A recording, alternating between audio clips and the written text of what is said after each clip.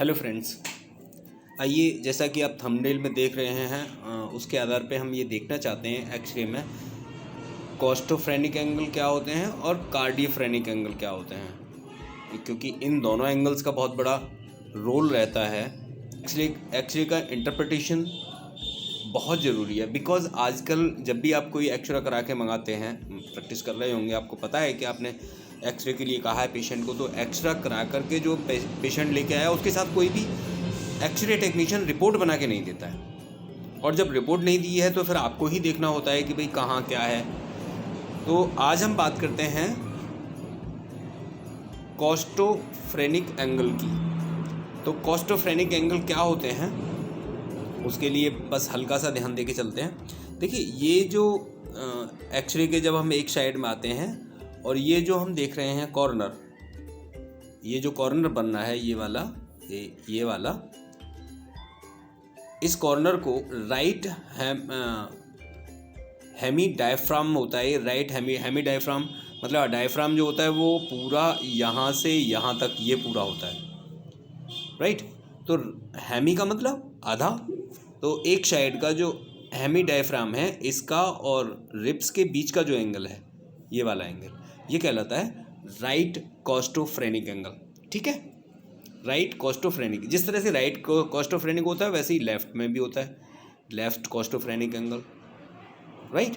तो ये आप देख पा रहे हैं कि ये एंगल यहाँ से यहाँ तक ये लेफ्ट कॉस्टोफ्रेनिक एंगल है, जबकि ये दूसरे वाला इधर राइट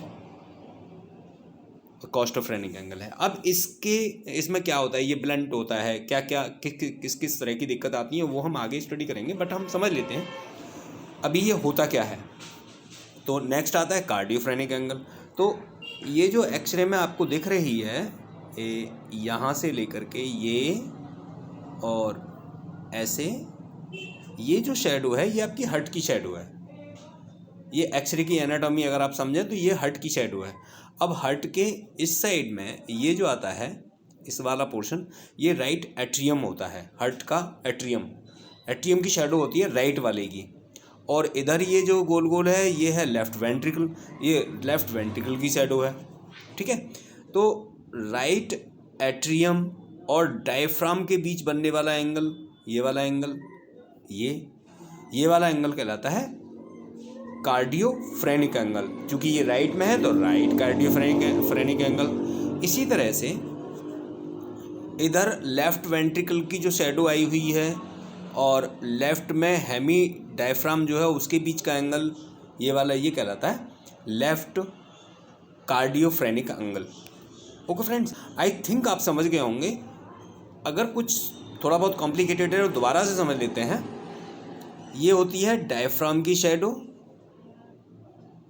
तो इस डायफ्राम की शेडो और रिब्स के बीच का एंगल, जो कॉर्नर में एंगल बना हुआ है ये वाला, ये कहलाता है कॉस्टोफ्रेनिक एंगल।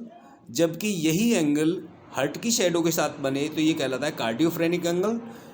ये रहा आपका राइट साइड का। उसी तरह से लेफ्ट साइड में वेंट्रिकल की शेडो और डायफ्राम के बीच का एंगल लेफ्ट कार्डियोफ्रेनिक एंगल, और यही एंगल डायफ्राम और रिब के बीच का एंगल, ये वाला, ये कहलाता है लेफ्ट कॉस्टोफ्रेनिक एंगल।